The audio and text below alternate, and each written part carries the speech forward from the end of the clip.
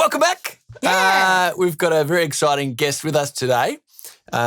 He got his start in, he left school, went to university and went into business finance. Yep.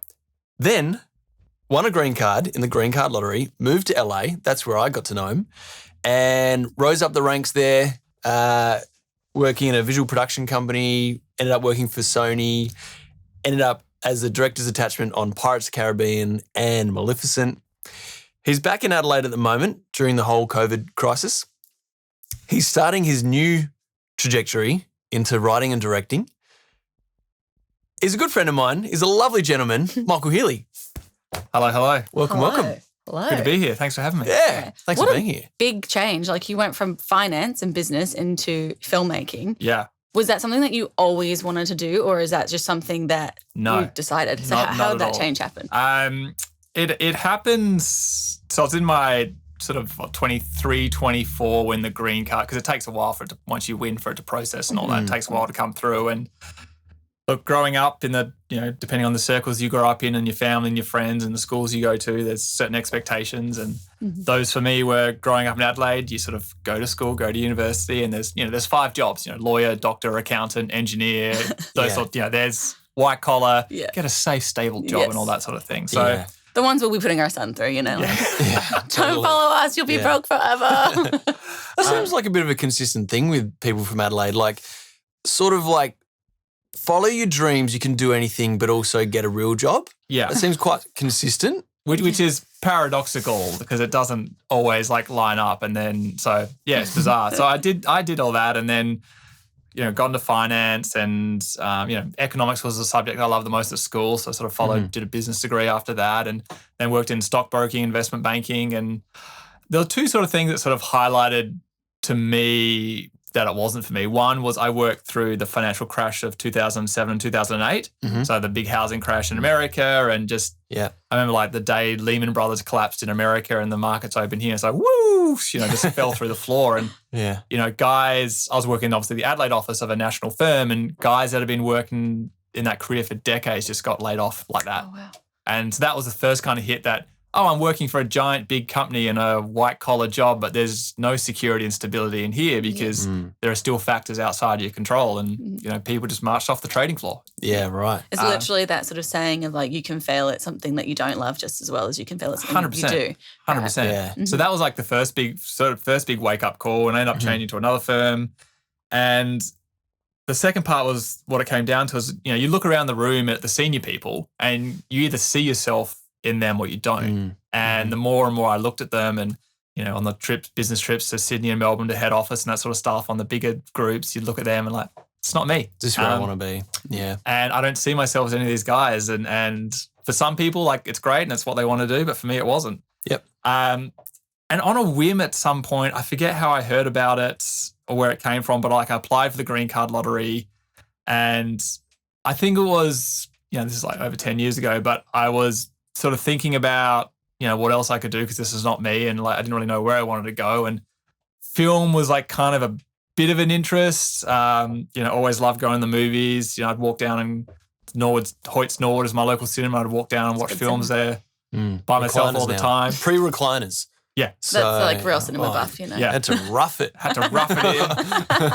No super widescreen, no formats, all that sort of stuff. It was just, even back when you couldn't pre-select your seat, you had to line up. Yeah. They were the good old days though, because now I get anxiety when you pre-select your seat. Yeah. And if I go in and someone is sitting in my seat, I don't want to be like, hey, get out of my seat. So I'll sit somewhere else.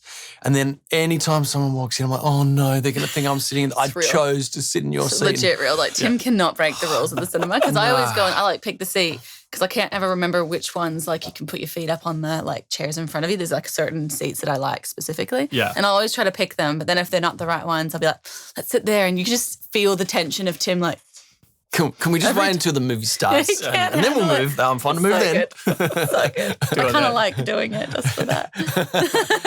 I love it. One of my fondest memories there was the 3 years in a row the Lord of the Rings films came out, which were my final few years of high school.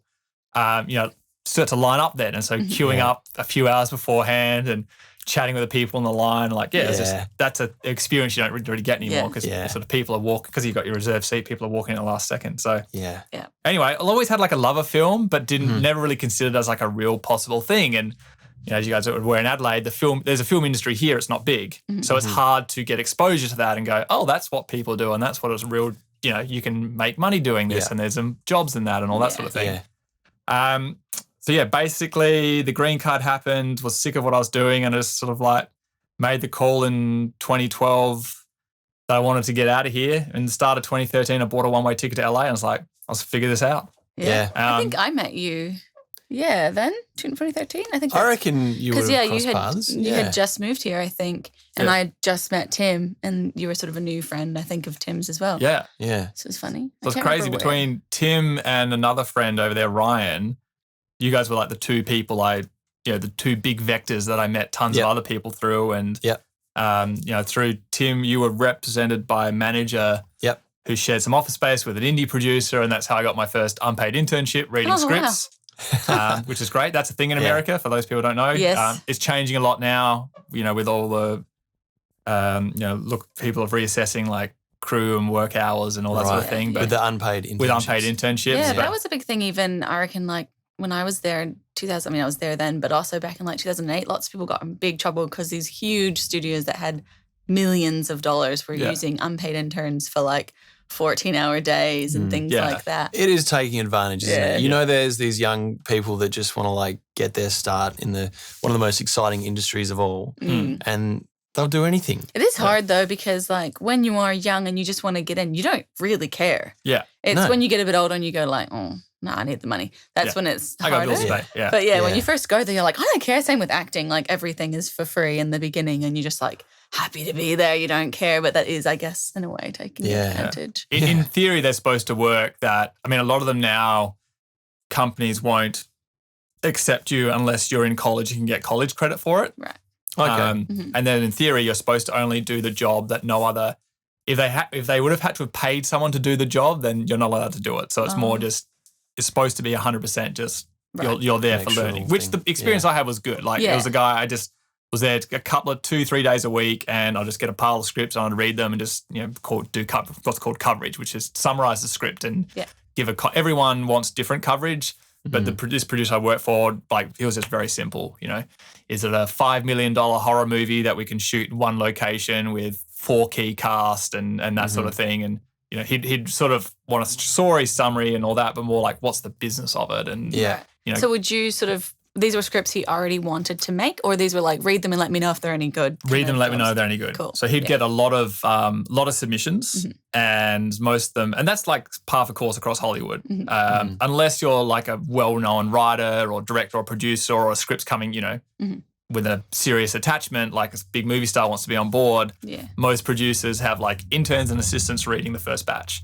And you'll read like easily over a dozen scripts a week. Do you always finish them, or are there some that you're like, I just know? 20 pages in, you just know. You just know. Yeah. You just know pretty quickly. And because you can tell like if it's good writing within the first 10 to 20 pages. And then you sort of like read the first bit and see how it ends. And you sort of, once you've got a picture and a shape of it, then, you can move it on. And in the indie world especially, like if there's not good writing and not good characters, you won't get good actors to attach. So then it's very hard to get financed. So if you're at 20 pages in and it's like, no actor is going to want to say this dialogue. Like, you close the book, you move on. Move on. That poor writer. Yeah. Back to the heap. But it's a crazy system. It's like, if you think about it, the script is like the blueprint for building a building, right? For those who aren't familiar with the film industry. And yet like the lowest ranked people are the ones doing the first round of sifting. Yeah, true. No other industry is structured like that. It's so bizarre. They're the gatekeepers to the whole world. Yeah. It's true. Now, look, mate, things took a massive leap ahead from there. You ended up as the director's attachment on Maleficent, the Disney, Maleficent 2 for Disney. Yes. And Pirates of the Caribbean 4. 5. There's a lot of them. And working on those major sets, that must have just been pretty damn cool. It was super cool. It's the coolest thing is like, if you can imagine it, you can create it. you've got hundreds of millions of dollars. It's, on Maleficent. So Maleficent was the one I spent longest on, which was 2 years in London where it was shot, shooting out at Pinewood Studios, where they film all the Bond movies. Like that was all cool. And I was in this very fortunate position that because I was part of the director's team, I was hired in American travel. So I got all like the per diems and living allowances and all that sort of stuff. So like I was very well taken care of for 2 years because like those allowances are not, they're designed to pay someone who flies in for 2 weeks, shoots a part, then leaves. They're not designed to pay someone out for 2 years. So I was. You didn't tell anyone about that. You're like, just let it go. Yeah. No, Love a per diem. Loved it. And so like, let me, Disney paid basically for a 2-bedroom apartment for me in Notting Hill, and like I had probably like 20 plus friends come and stay with me during the time, and it's great when you're in London, like, hey, I got a spare room, want to come stay? Like all your friends come and visit you, so you don't miss them all so much. Yeah. And there were interns working for free, reading those scripts. I don't think on that one because the UK is very strict on hours and pay and crew and conditions and all that sort of stuff. But I think most countries are pretty strict. Well, not England, Australia, New Zealand. I feel like they're all a lot stricter. Like going to America, you're like, really, this is legal? Even just like I worked as a bartender, and you make like $7 US, or some places like $2.50 an hour, and then plus tip, which you're meant to claim and everything. But like most people don't. Claim it. And You just did, like, of course. I did every single time. Always filed your taxes. Yeah, exactly. I actually did. File my taxes. I don't know why, because I didn't make any money, but like, still. Yeah. America could be, I mean, for those listening, there's a potential strike that's going to happen in America with all the below the line crew. So their union's called IATSE, and they're trying to negotiate, bigger turnaround times, more rest periods and all that sort of stuff. So we could be in a period of change, which would be great to see. Yeah, it's a funny one because I do recall being on a set that I just loved. I literally did like a 19-hour day as an actor, and I loved it. But when you're the actor, you're so pampered and so treated so well, and you have your trailer and you can take a rest and you can eat whenever you want. So it's so different. But I did remember thinking like, how's the lighting guy and like the sound guy like holding a boom for 19 hours? And like some of the stuff for lighting, they you could do cart wrap the day of shooting. That's still another hour and a half of packing up the gear. Not to mention they don't get I forget what it's called, the door to door. Like I had the like turnaround time. 12-hour door to door. So it was like, well, you've got time. Yeah. So does that not apply to crew? No. Doesn't apply to crew. Doesn't even apply to every actor. Wow. Yeah. So that's one of the things they're asking for in their new contract now is a guaranteed turnaround time from one day of shooting to the next one. Because you got things like they could have to be on set in 8 hours, but they got like an hour and a half drive home, an hour and a half drive back. They're getting like 4 hours sleep. Yeah, and like, it's really bad. Yeah.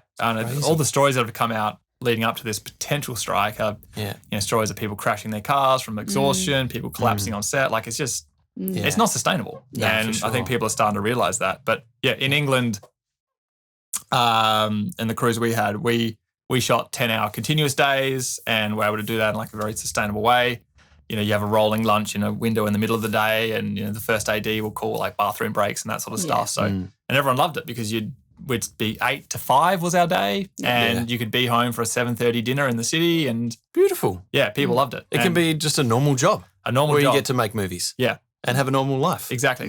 And the director was very good in that, rare, like if he did 5 minutes overtime once a month, that was big deal. Like he was just like, all right, that's the day done. Thanks everyone. Yeah, nice. Probably better budgeting, really, because overtime is like, there'd be a part of you if you wanted to go home, you're like, oh, going into overtime. But then there'd be part of you that's like, yes, because you get paid more. Yeah. Like quite a lot more in America. Yeah. For overtime. And Neighbours, they were pretty good about a schedule, weren't they? That's a machine. Yeah, that is like a 9 to 5 job. acting gig, which is beautiful. Really Come in, do your thing, get out. Yeah, not to mention you had school holidays. So for anyone that's listening pretty from much, America, they do 2 weeks every 10 weeks in school, and they did the same thing at Neighbours. You get 2 weeks off every 10 weeks plus 6 weeks at Christmas. It's like the best job ever. Yeah. It's like a teacher with like acting teacher salary. work weeks. Yeah, actor salary. And just being able to act every day. So that's great. Yeah, it's pretty cool. So with the, we'll jump into this a little bit more after. We shot a music video on the weekend. Yes. Which you wrote and directed. One, pick up the pizza, hold there, bite, look in. That that was very run and gun. We jammed in 4 or 5 locations into one day. It was a very small crew, but very tight knit. We're all in each other's pockets, all helping out in the one thing. Yeah. I'm sure a multi-million-dollar production is the opposite of that. You've got so much time and so many people to do a very small amount of stuff in one particular day. What would you prefer? Like that full intensity, shooting heaps in one day, or the luxury of time and people and money on the other end of the spectrum? Where would you like to fit in there? I like the chaos and the fast paced and the shooting. On the big budget stuff, it can be great to have restraints, creative restraints and budget restraints, because it forces you to think, okay, we've only got this. How can we make it interesting? Yeah. When you essentially have unlimited money and you can fix everything in post and whatever, it's like the day just drags on and like it's less problem solving, isn't there? Yeah, it takes forever to set up. Some scenes you're shooting like insane amounts of coverage that, there's never going to be seen in the edit because, for those listening, like this is a big thing for me, but like editorial math is factorial math. If we're filming a scene, right, and say it's 2 people sitting at a table having dinner and you've got 5 cameras, you do 5 bits of coverage on that. There are 120 ways you can edit that scene together.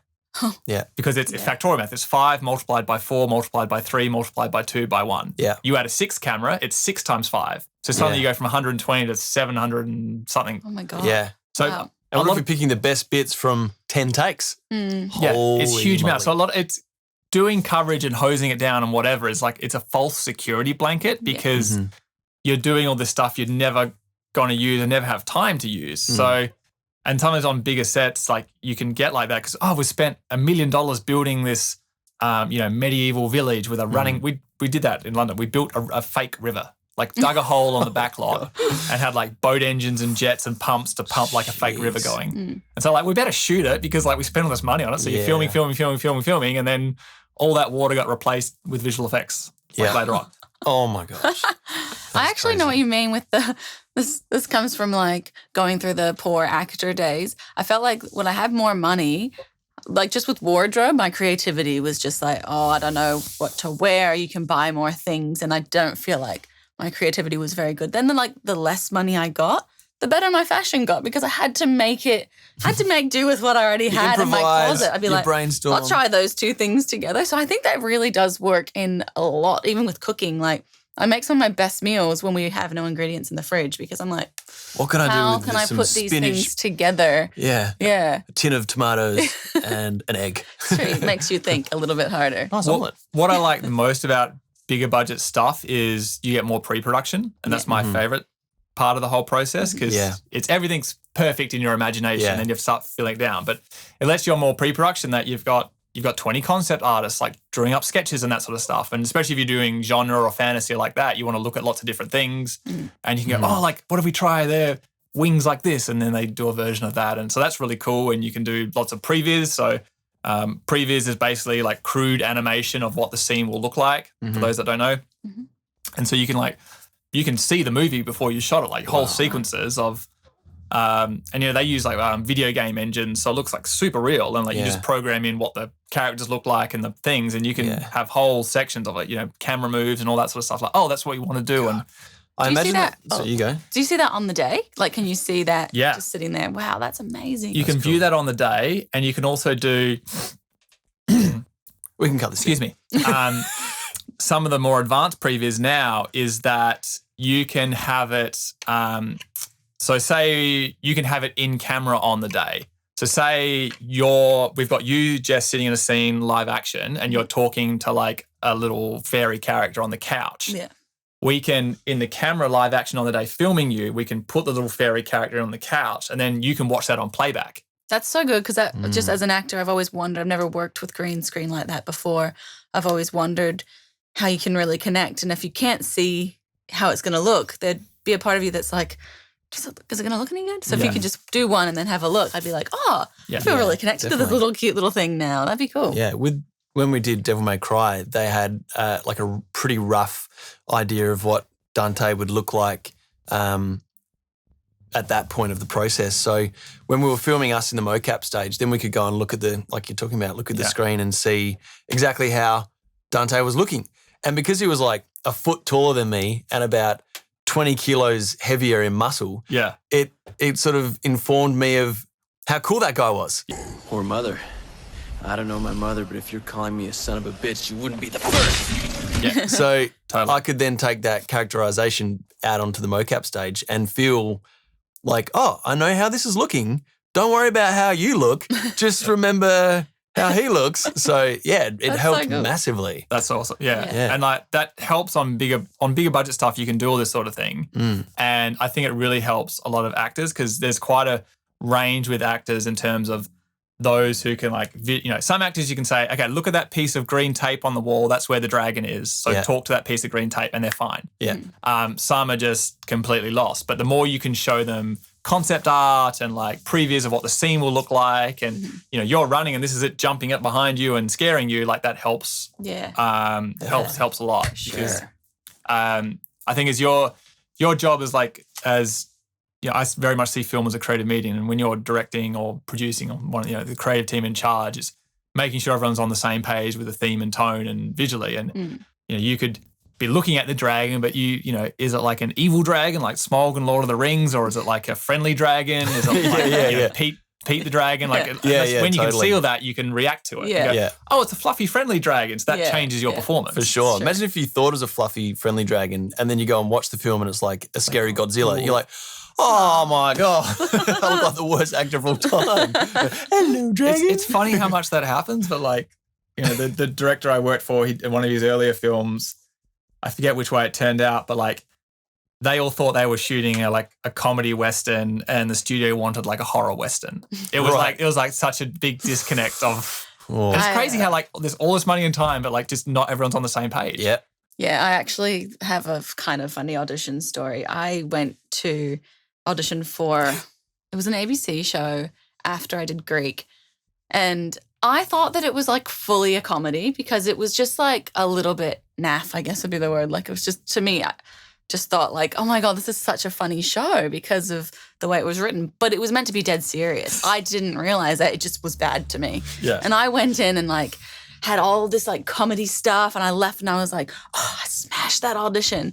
Then the notes come back to my agent's like, we just don't think she understood the material. And I was like, hey, what? And then I watched the show like, oh my God, I didn't read that right. Like they were serious. Figure out what the show was. I know what it is, but I'm not going to say. Oh, no. You can tell me off. Conversation for offline. I still want them to hire me one day. True. Yeah. So, mate, you're the kind of guy that will set your sights on something and you will get there. And I say that because I've witnessed that happen already. You rose up the ranks to the point of being a director's attachment on a multi-million-dollar production. The new goal now is to really focus on the writing and directing. So in a sense, you've almost not gone back to the beginning because I'm sure someone straight out of uni, that's beginning. Yeah. You've got a lot of info and knowledge under your belt and contacts. So it's not the very beginning, but for you, the writing and directing is quite new. Where do you want to get to with that? And how do you see that coming about? I mean, I want to do $200 million Disney movies, like 100%. Like I just, as much as, there are the frustrations on set because it's not as fast paced and you do lose some energy and all that sort of stuff. Like it's still the pinnacle. I still the pinnacle. And I love the like, I have a fantasy sci-fi I love those genres and to imagine it and then be able to create it is just so awesome. Yeah. So, the music video we shot on the weekend, if we could, if I can have that energy on the day, like everyone's moving and moving and moving and, you don't have talent going back to their trailers and it takes them half an hour for the golf cart to bring them back to set and like, it's crazy, like big budget stuff. Like it just kills the energy of the day. Yeah. And, as much as we can do cool things in visual effects and all that, I think, actors' performances are what makes movies. It's the visual medium and we emotionally connect with you as seeing your characters. And, if you're rolling into like late in the day and like it's just doing take after take, it's for like. Sure.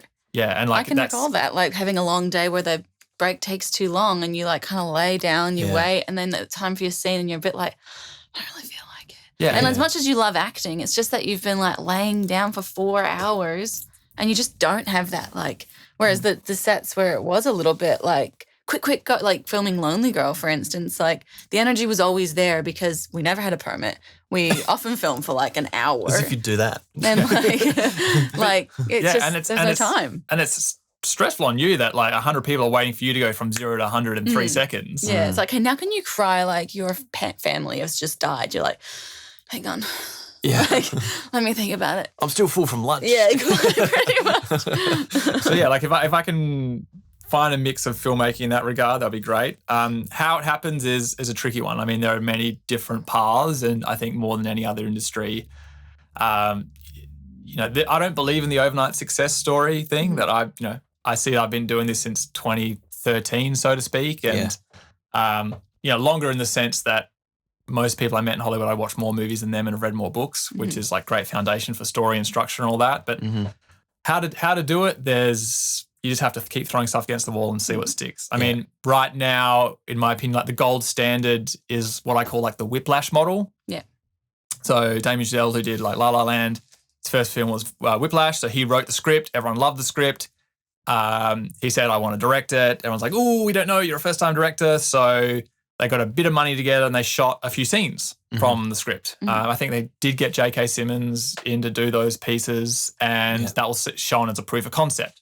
So like, I've written the script, I'm going to direct it. Here's like a taste of what it will look like. And people are like, okay, we're going to back you and put the money in. Yeah. So that's still in my book, that's the gold standard as a writer director. If you can do that, outside of that, like coming up the commercial world is like a valid path. Like, that's what, Michael Bay and Ridley Scott and like, those kind of, Tony Scott as well, like those kind of directors, that's the path they did. Yeah.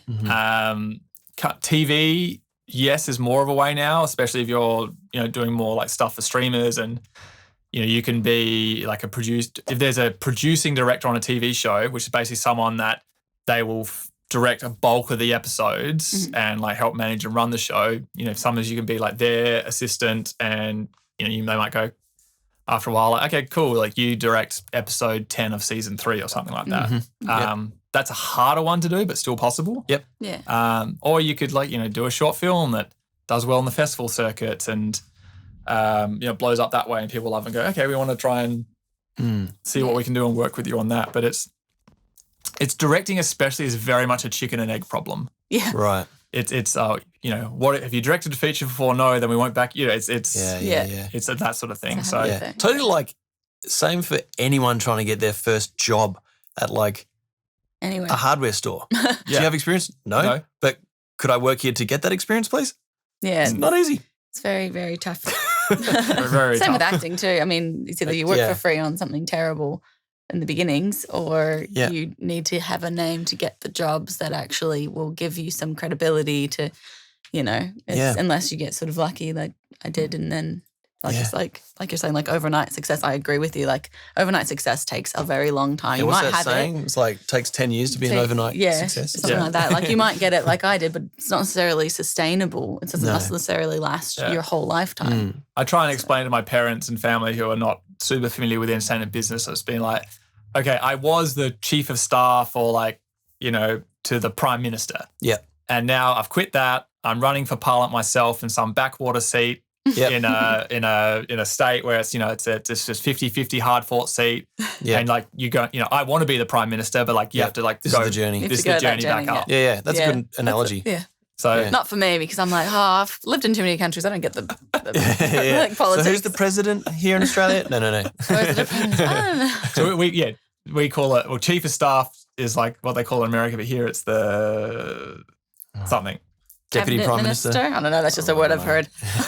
It's something like you're basically like the highest level like non-elected person in the cabinet, right? And you have this weird blend of like you don't have authority over everything, but you kind of have to guide things. So that's how I try and explain it to my family. It's that's a good analogy.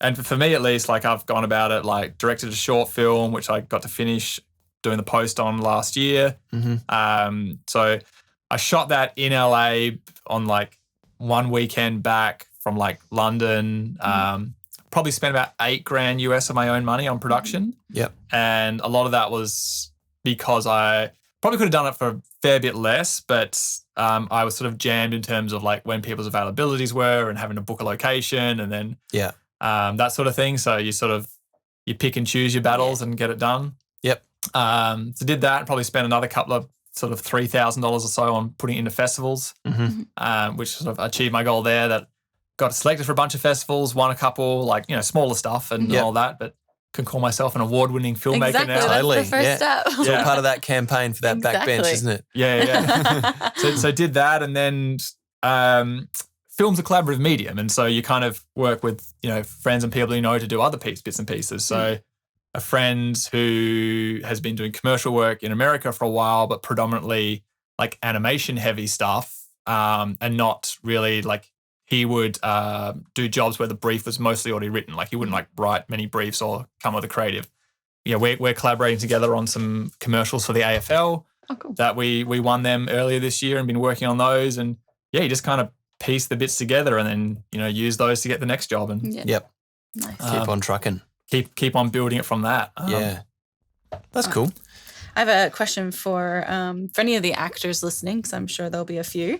Yeah. What do you think makes an actor someone that a director would want to work with again? Is there like something specific that stands out that regardless of necessarily how amazing their acting is, as a person on set, is there something? As a person on set, so like if your goal is to be on like very bigger budget things, which are, they can be 100+ day shoots. Like that's a lot of time you're spending with someone in like an intense manner. Yeah. You've probably heard of like the holy trinity, which is like be talented, be on time, and be nice, and you only need 2 out of 3 of those things. I think there's a lot of truth to that. Wow. On like the biggest stuff, you do need like I've seen the difference between like a Chiwetel Ejiofor, like his acting talent, where you can just there were some script lines which were like, I was looking at the page like, whew, this is a rough scene. And he spun those words into magic. I was like, just, watching his performance on the monitor, like, I believe. Like, it's just, so that's something it's a skill you can work as an actor and build that. And, but in terms of like being someone I want to work with, like someone that's easy to get along with and is collaborative. So if the director or someone comes to you and says, hey, can we try a version like this? Like you're open to it and you're not sort of, you don't have 10,000 hills that you want to die on and be like, no, this is my way and this is how I'm doing it. And you have some great expressions. that's an important part. And also to realize for film, if you're training as an actor, like you did a lot of theater, for example, do recognize one of the big changes for film is that the camera might be punched in super close on your face and you're doing like a lot of movement and that sort of stuff with your body. Like be aware of framing and how the camera moves and works and that sort of thing. So the director comes up to you and be like, hey, that's great, but like all your emotions in your hands and your body movement, can you put that into your face? Like for example, that's a big one. Yeah. I like the 3. That's a good one, I think. The holy trinity. Yeah. The holy trinity of acting, filmmaking. Someone that's got like, ideas and it's, I keep saying the word collaborative because like to me that's what film is. So you as an actor, you prepare and go, here's the character and here's what I think, and you go with the director and go, and then you can sort of work together and go, this is what we want to do. Almost. Malleable. Yeah. Definitely is collaborative. I think that's one of the things I love the most about filmmaking is where on any other job would you have 10, 20, 30, 40 people all centered around the one thing that's going on. Yeah. And that's the awesome thing. Everyone there, it's like a party. You're all there focused on that one scene or that one take or whatever it may be. Whereas other jobs, I guess you're probably always all doing your own little thing. You have your board meeting perhaps, but then you're back into your zone. So I love that about filmmaking. So everyone, we're all in it together. Yeah, all in it together. And as someone that's, done a hair's fraction of acting in some confectionery commercials back in the day. How can I find these? How can I put those in the video? Dig these up. They're on YouTube somewhere. So it's funny though. I really think like acting is one of the hardest jobs because, as soon as we call action, like everything's on you to like pull it out. And, it's the chain and the link that if it's not working, it's like we got to keep going until it is working. Yeah. And that's true. So being able to handle that pressure is another thing really important part of being an actor. And, as a director, I'm like here for you and, shoulder to cry on and like help you get you through all that and try and support you as much as possible. And if someone can do all those sorts of things, like they're going to have a great career. Yeah. Well, look, I would hire you. Yeah. Like, I feel like I'm like, can I put you on something? I don't have You can a direct production me. company, but like, Yeah. can I give you a job as a director? Oh, thank you. Yeah, One day. and don't lose that support for the actors because that's huge. Like that, I think as an actor, you do feel like you are that link in that chain. And there is a lot of pressure when those 20, 30, 40 people do fall silent and it's just down to you and a couple of others. There is a lot of pressure and you don't want to mess it up. So to know that there's a support looking through the monitor, that's a massive thing. And so always hang on to that, even when you're on the $200 million films. Yeah, and for those listening, like the trickier thing about the bigger budget, we could be on day 35 of shooting. There's a rewrite.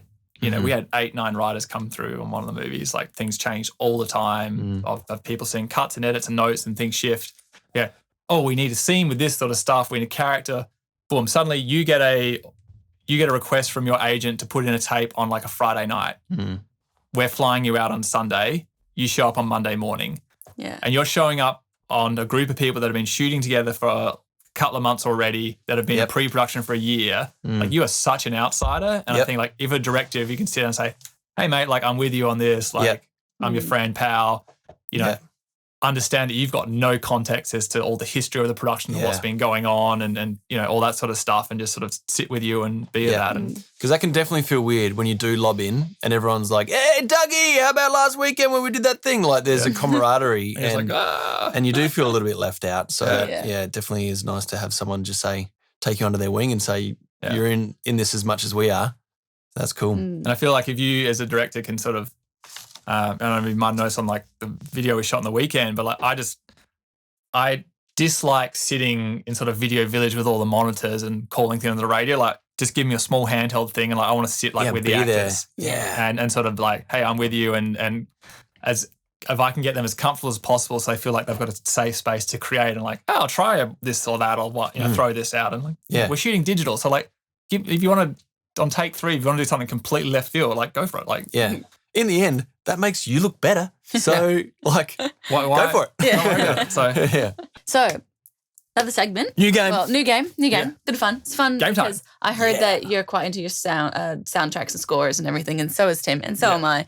But I already know the answers to these. So I'm going to play a couple of soundtracks, and you guys have to try to guess what they're from, and anybody listening. Do we just yell it out or have to like? You have to wait for it to finish just for editing. So if I know you're big into your soundtracks because you know how Spotify does the your yearly summary? Yeah. I remember you shared yours to Instagram that I think a couple of soundtracks were top 5 or whatever. Up there. And my algorithm now is completely stuffed because my first couple of tracks will be like Wiggles. Yeah, Wiggles. Joanie works at 5, and it's 5, and it's 5, and it's Joanie works at 5. Is it one? Michael Finnegan? Oh, Michael Finnegan. I just had a blank. Yeah, my number 1 track this year will be Michael Finnegan. I can Is guarantee. there not? So on Netflix, there's like a kids mode. Is there not that on Spotify? No. No, I don't think so. This should be. Because, mine's pretty much that. And it's going to be I Like to Move It from Madagascar. Yeah. All right, here we go. Get it. First song. Here we go. Make it louder.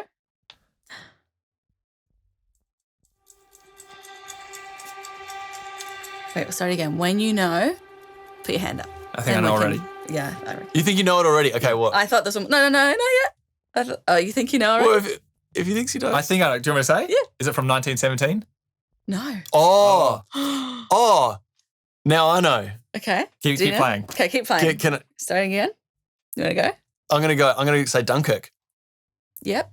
It's from Dunkirk. Oh. You gave it away. It's that. I was going to say similar, but yeah. It's that spinning, ticking clock motif he plays with.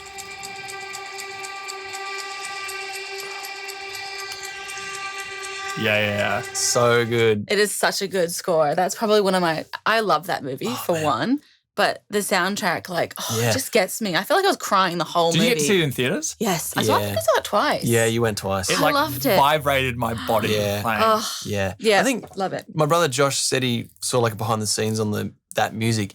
They designed some sort of ticking that it would sort of wind down and then start at the beginning again without you noticing. So it just always feels like that ticking sound is like catching up with you, even though it never gets there. So I'm pretty sure that was Hans Zimmer as well. Zimmer. Yeah. So he does a lot of Nolan's films, and they're very, that has Nolan as a filmmaker, but he's very big on not just having score there, but having score that works like thematically and structurally. Yeah. So, in Inception, that French song, like, on and around. Oh, yeah. That's the same song that they slow down to like 1/200th time for when they go deeper into the dream levels. Yeah. And that's why that's all that distorted music is like the same song sped up and slowed down. Oh my God. I nearly picked Inception. And they pre-planned that would sound good at different speeds. Different slow down speeds. So you know what level of the dream you're on by how fast the track is playing. Oh, I want to watch it again now. And watch that.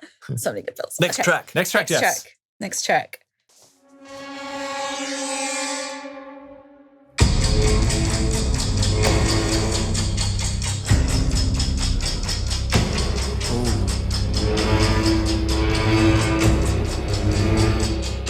It's familiar, but I can't place it. Yeah.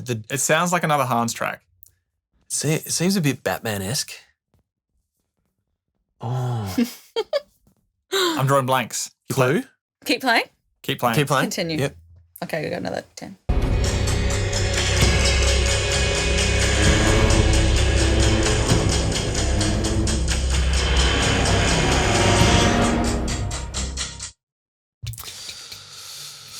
We tapping out?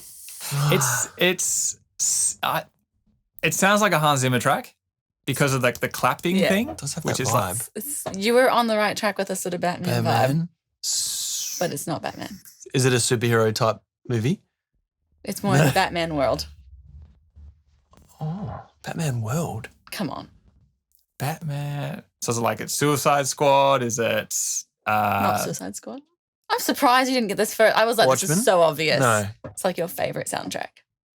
Oh, from Joker. Yeah. Hey, that is Batman World. Batman So it's Hildur. I can't say his last name. Hildur. It's a female. Oh, that's right. It was. That's right. Yeah. I can't say her last name, but yeah, Escape from the Train. When he escaped from the train. Train. Yeah. Oh, what a What a soundtrack. soundtrack. Such a good Got soundtrack. that But on yeah, vinyl. it's so similar to Hans Zimmer. I actually thought that it was. She may have been a protege of his Oh, really? Yeah, that because rings a bell. he's great for prospering the craft. Like he champions a lot of people up, and then Nice. Yeah. Yeah, he does a masterclass as well, so he must That's like right. the You were listening to that. teaching. Yeah. Yeah. All right. Well, I'll do one more. She won an Academy I had Award as two well, more. by the way, for that. She did. Just throwing it out there. Yeah. Yeah. I was going to do two more, but I'll just do one. Oh, Come no, on. this one's a different pace. Oh. But it's a good one.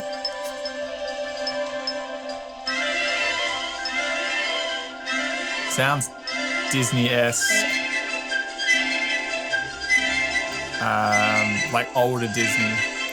It's got an older Disney vibe, doesn't it? I'm seeing like little birds tweeting. I'll fast forward a little bit.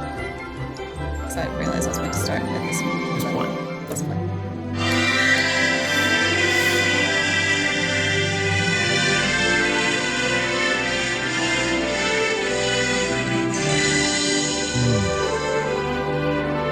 Like Sleeping Beauty.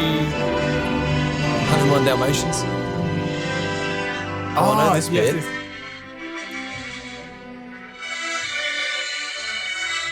Something sweet. You guys are all guessing during the song. It's going to be silent. We'll be able to, we'll cut that in. That'll Yeah, be definitely easy in the editing definitely process. right in the Disney world. It's older, but it's not old. Okay. It's in our adult lifetime. Okay. Mm. As Oh. an That adult. song goes throughout the whole thing on and off. That Enchanted? do-do-do-do. No, Up.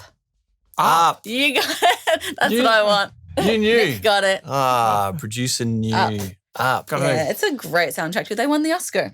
They did as well. 2010. There we go. We only Yeah. did with the best here. Because I just Part-time like creative. looked up 2010 Oscar when I just picked a year, Yeah. and that was it. Up. I got And that's funny. none from 3. Feel great. Yeah. No, didn't you get the first one? Half got it. Half. Well, I picked the genre, You picked Hans Yeah. Zimmer. but the wrong Yeah. film. Yeah, you Yeah. were so close. Yeah.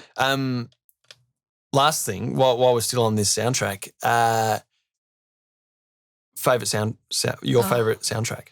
Lord of the Rings soundtrack. This is no mine. It's a tomb. Lord of the Rings. Yes, I love Yeah. Lord of the Rings. It's there you go. I actually should listen to the soundtrack because it's one of my favorite, if not my favorite movie. Probably seen them all like 50 times each. Yeah. But From any particular movie, or have they got like a broad one? over all three, because like the genius of that is it was because they shot all the movies together. He was able to compose across like the whole three films. Oh, that's So like luxurious. all like the leitmotifs match throughout the whole thing. Yeah. Like there's different musics that match up to certain key moments. It's just That's cool. structurally it's so cool. That one and the Matrix soundtrack is probably up there as well. Oh, do. There's It's been a while now. there's this insane video on YouTube where a guy interviews the guy that wrote the soundtrack for Matrix and how he designed it, and like it reflects like the logic of computers and the structure of it backwards and forwards, and soundtracks are so cool. Like they really are. Like when you play a soundtrack at home, I feel like you can see the movie just listening to it. Like you actually see the movie again just listening to a soundtrack in order. Yeah. Such really an important clever. part of the film, isn't And it? Totally. it's so hard to get right now because, especially on big budget stuff, when you're prepping edits, you have temp score in there. So it's an action scene and the editor will just throw in music to give it a vibe. But often a lot of the music is, this is a fight scene. So they'll take a score from another movie for a fight scene. And this is, the public never sees, this is just for the studio executives and producers to look at. But then everyone watches it with that temp score in there. That's what gets in their head. Yeah. Right. And so when your composer comes in, like they've got such a narrow window to sort of operate in because you change all the score up and suddenly the studio executive's like, hang on, this is not the same movie, even though they know they can't use a temp score. Yeah. And that's why you get this like negative feedback loop you see in a lot of those big budget movies. Like, this kind of sounds like another big budget film I've seen. I'm not quite sure what it is. And Our friend Marty did a temp score to the backing of The Dunes. yeah. And which is a film he obviously wrote and directed and starred in. And I starred in as well. Hey, I'm Naughty, by the way. Oh, Nick. Nick for us. And he finished it last night after 5 years. Oh, wow. Yeah. Amazing. Yeah, anyway, that's another story. But he had the temp tracks in the background, and when he showed me, I was like, oh my God, this film looks amazing, because it had like the score to Inception or something. We're sitting on a real winner here, mate. Don't care what I say, but like. Makes a huge difference. It Sure does. does. It really does. That's something I think I would always spend the money on. Yeah, Or it's probably a not bit of necessarily a... the money, but make sure that's someone that's a real talent, something that you leave to whoever. I think film lovers are very aware of scores, but maybe it's a bit of a thankless job sometimes for people that don't notice it, because it sort of happens in the background. You go, oh God, that was a great film, and you tend not to think. That's true. the score, maybe.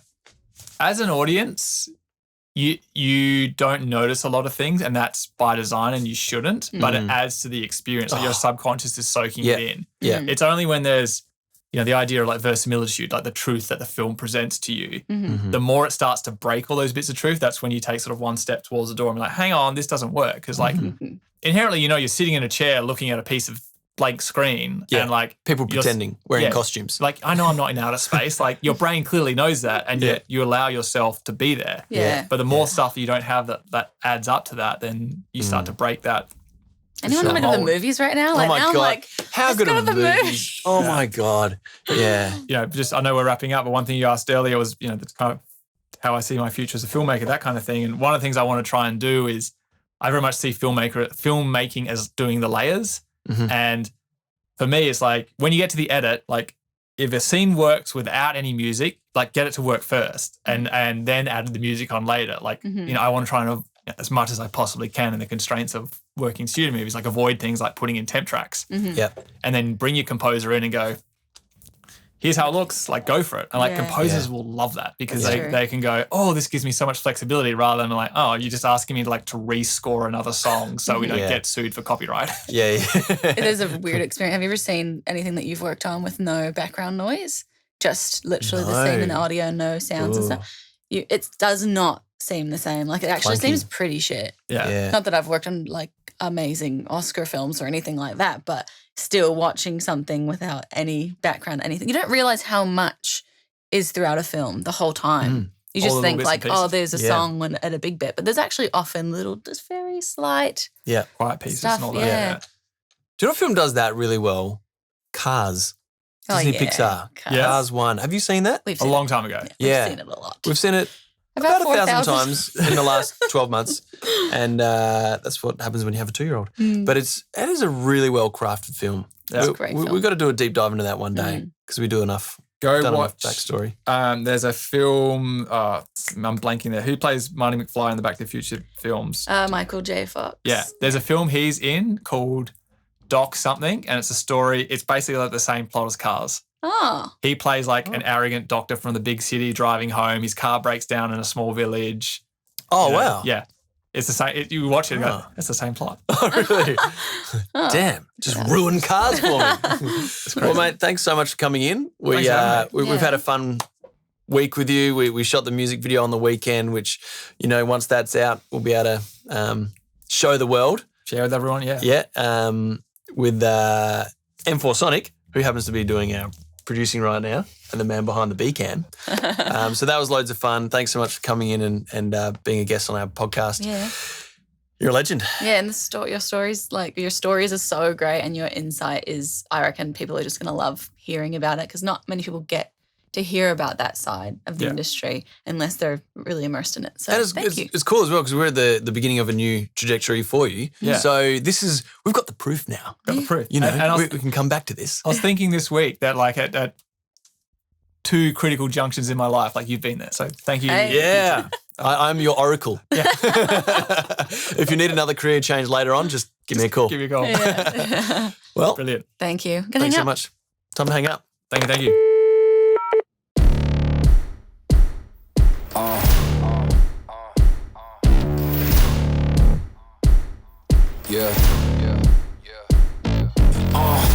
Pardon me and my tone. You can't step to my throne. They ain't working like me.